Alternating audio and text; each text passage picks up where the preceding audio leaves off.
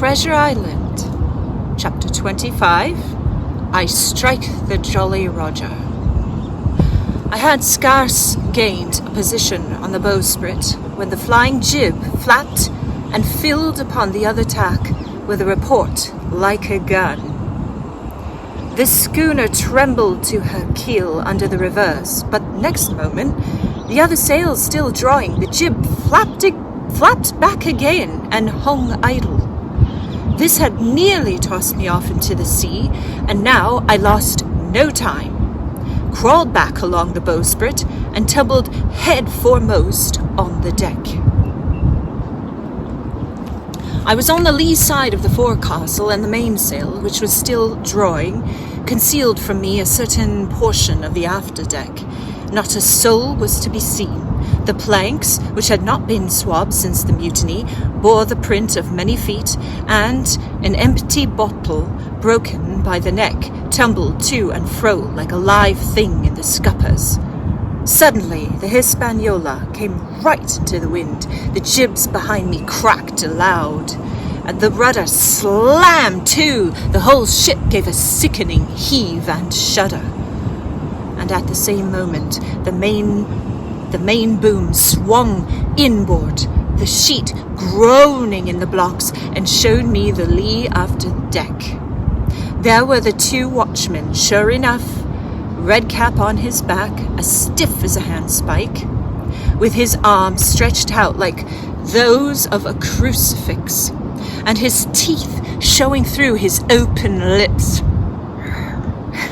Israel hands propped against the bulwarks, his chin on his chest, his hands lying open before him on the deck, his face as white under its tan as a tallow candle.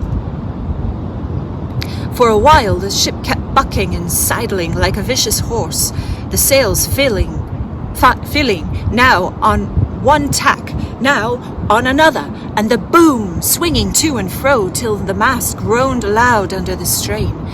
Now and again, too, there would have come a cloud of light sprays over the bulwark, and a heavy blow of the ship's bows against the swell. So much heavier weather was made of it by this great rigged ship than by my homemade lopsided coracle, now gone to the bottom of the sea. At every jump of the schooner, Redcap slipped to and fro, but what was ghastly to behold, neither his attitude nor his fixed teeth disclosing grin was any way disturbed by this rough usage.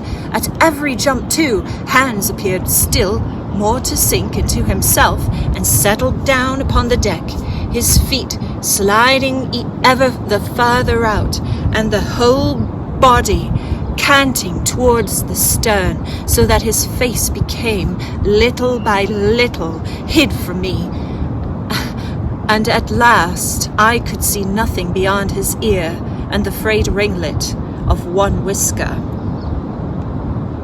At the same time, I observed around both of them splashes of dark blood upon the planks, and began to feel sure that they had killed each other in their drunken wrath.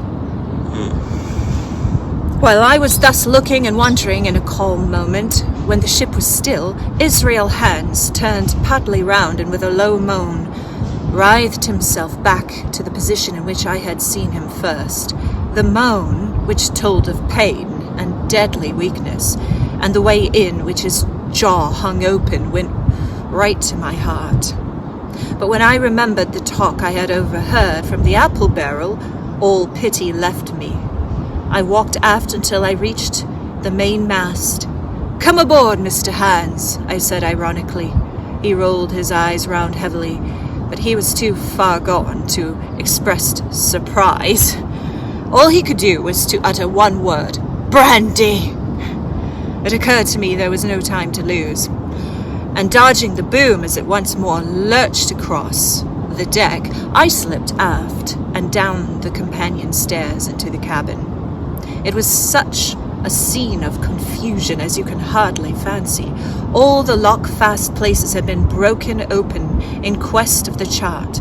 The floor was thick with mud where the ruffians had sat down to drink or consult after wading in the marshes round their camp. The bulkheads, all painted in clear white and beaded round with gilt, bore a pattern of dirty hands. Dozens of empty bottles clinked together in corners of the rolling ship. One of the doctor's medical books lay open at the table, half of the leaves gutted out, I suppose, for pipe lights. In the midst of all this, the lamp still cast a smoky glow, obscure and brown as amber. I went into the cellar. All the barrels were gone, and of the bottles, a most surprising number had been drunk out and thrown away. Certainly, since the mutiny began, not a man of them could ever have been sober. Foraging about, I found a bottle with some brandy left for Hans. And for myself, I routed out some biscuits, some pickled fruits, a great bunch of raisins, and a piece of cheese.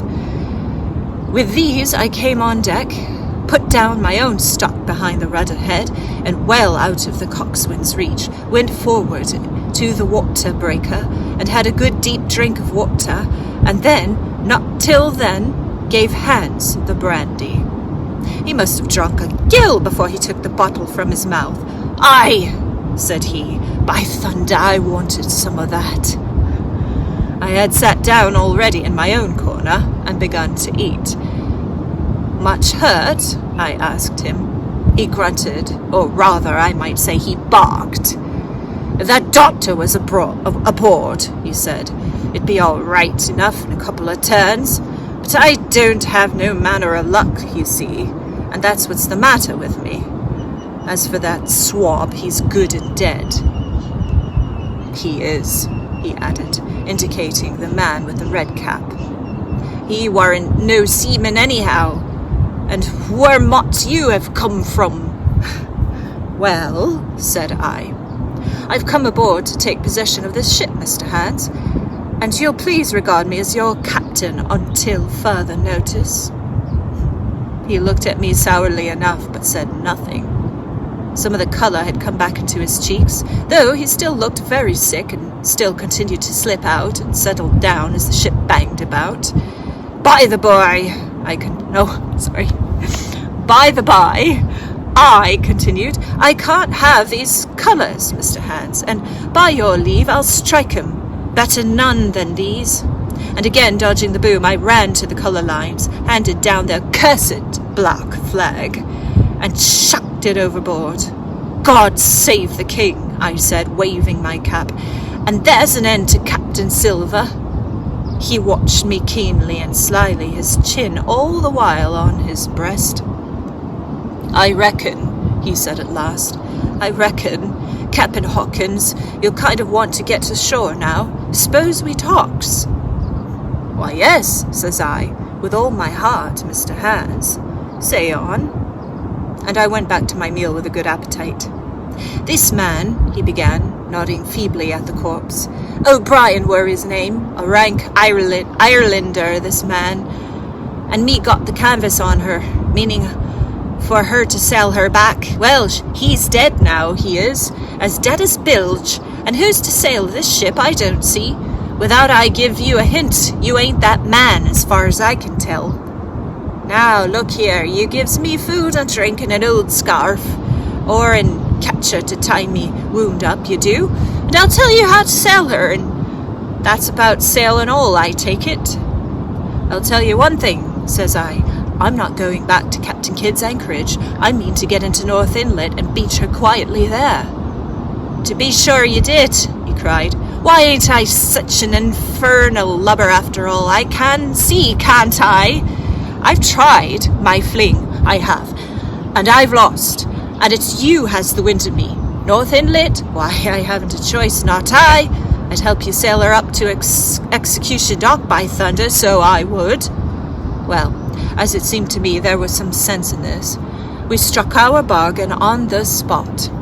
In 3 minutes I had the Hispaniola sailing easily before the wind along the coast of Treasure Island, with good hopes of turning the northern point ere noon, and beating down again as far as the north inlet before high water, when we might beach her safely, and wait till the subsiding tide permitted us to land. Then I lashed the tiller and went below to my own chest, where I got a soft silk handkerchief of my mother's. With this, and with my aid, Hans bound up the great bleeding stab he had received in the thigh, and after he had eaten a little, and had a swallow or two more of black brandy, he began to pick up visibly, sat straighter up, spoke louder and clearer, and looked in every way another man. The breeze served us admirably. We skimmed before it like a bird, the coast of the island flashing by the view, changing every minute. Soon we were past the high lands, and bowling beside low sandy country, sparsely dotted with dwarf pines, and soon we were beyond that again, and had turned the corner of a rocky hill that ends the island on the north. I was greatly elated with my new command, and pleased with the bright, sunshiny weather, and these different prospects of the coast. I had now plenty of water and good things to eat, and my conscience, which had smitten me hard for my desertion, was quieted by the great conquest I had made. I should, I think, have had nothing left to me desire but for the eyes of the coxswain as they followed me derisively about the deck, and the odd smile that appeared continually on his face. It was a smile that had in it something both of pain and weakness. Haggard old man's smile, but there was besides that a grain of derision, a shadow of treachery in his expression as he craftily watched and watched and watched me at my work.